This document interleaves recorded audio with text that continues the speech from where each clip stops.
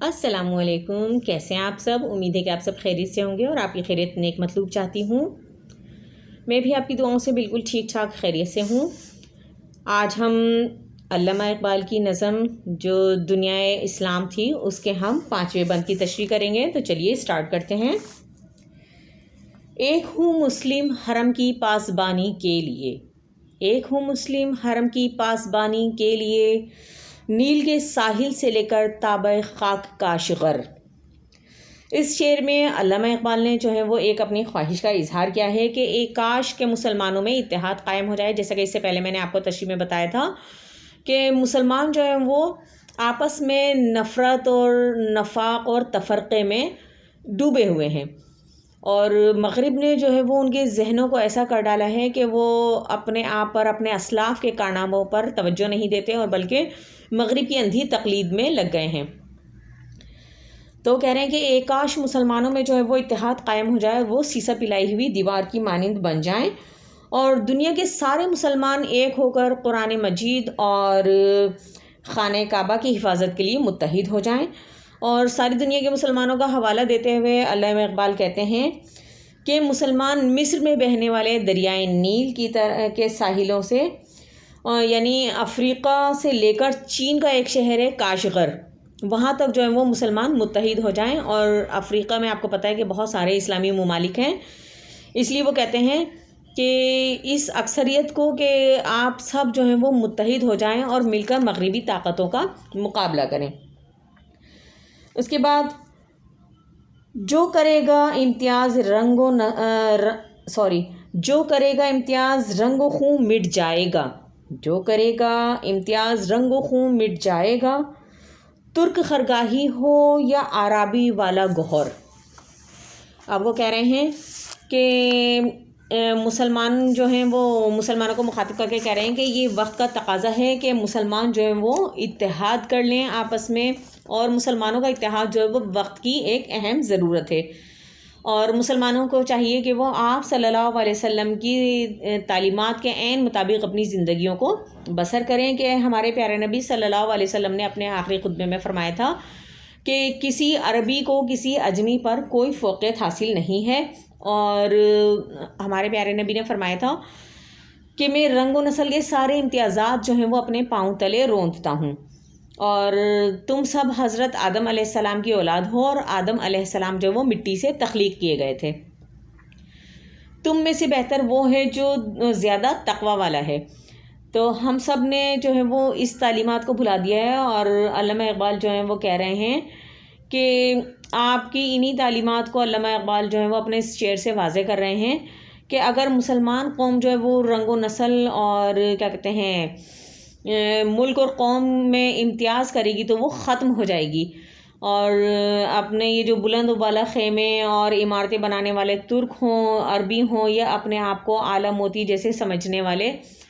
عرب ہوں، یہ سب جو ہے وہ رنگ و نسل کا امتیاز جو ہے وہ ختم کرنا چاہیے ہمیں، کیونکہ جو رنگ و نسل میں امتیاز کرتی ہیں وہ قومیں مٹ جاتی ہیں، ختم ہو جاتی ہیں، اور وہ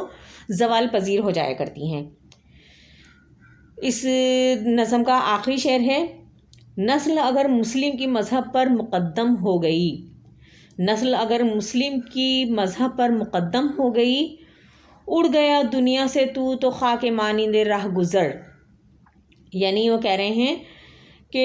علامہ اقبال مسلمانوں کو مخاطب کرتے ہوئے کہہ رہے ہیں کہ آج تیری نظر میں تیری قوم اور تیری نسل جو ہے وہ جسے تو افضل اور برتر سمجھتا ہے اور مذہب اسلام سے زیادہ بالاتر ہو گئی ہے، تو اپنی نسل کو اسلام سے مقدم سمجھتا ہے، اور تجھے کیا ہو گیا ہے؟ یعنی وہ مسلمان کو مخاطب کر کے کہہ رہے ہیں کہ تجھے کیا ہو گیا ہے؟ تو نے ہمارے پیارے نبی صلی اللہ علیہ وسلم کی تعلیمات کو بھلا دیا ہے، کہ تو نے وہ ساری تعلیمات بھلا دی ہیں کہ جو آپ صلی اللہ علیہ وسلم نے تمام مسلمانوں کو دی تھیں، اور ان تمام تعلیمات کو فراموش کر کے ہم نے کیا کرا ہے کہ مغرب کی تہذیب کو اپنا لیا ہے۔ اور وہ کہہ رہے ہیں مسلمانوں کے لیے وہ لمحہ فکریہ بتا رہے ہیں کہ ابھی بھی وقت ہے کہ تم سنبھل جاؤ، ایسا نہ ہو کہ مغرب کی اندھی تقلید کرتے کرتے تم جو ہے وہ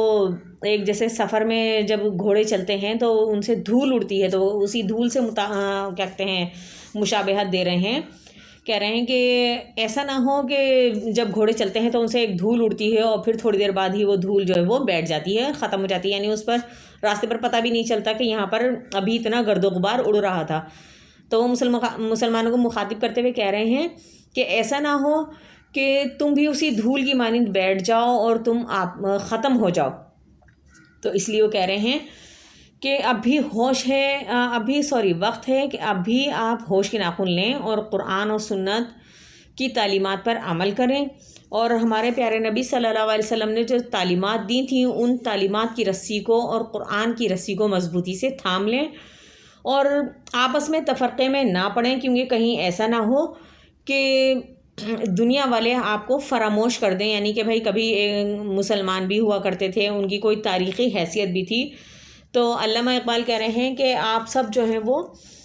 اتحاد سے اور اتفاق سے رہیں اور اپنے دین پر عمل پیرا ہوں اور اللہ کی رسی کو مضبوطی سے تھام لیجئے، کیونکہ قرآن میں ہی ہمارے تمام مسائل کا حل موجود ہے۔ قرآن جو ہے وہ ہمارے لیے سرچشمہ ہدایت ہے، اور آپ صلی اللہ علیہ وسلم کی ذات مبارکہ جو ہے وہ ہمارے لیے، آپ کی سیرت طیبہ جو ہے وہ ہمارے لیے ایک مشعل راہ ہیں، جن پر عمل پیرا ہو کے عمل کر کے ہم اپنی دنیا اور آخرت دونوں کو سنوار سکتے ہیں، کیونکہ ہم نے اپنے دین کی، اپنے مذہب کی تعلیمات کو بھلا دیا ہے اور ہم انگریزوں کی اندھی تقلید میں لگ گئے ہیں۔ اللہ تعالی ہم سب کو صراط مستقیم پر چلنے کی توفیق عطا فرمائے اور زیادہ سے زیادہ نیک عمل کرنے کی توفیق عطا فرمائے، اپنے دین پر کاربند رہنے کی توفیق عطا فرمائے۔ چلتی ہوں، دعاؤں میں یاد رکھیے گا۔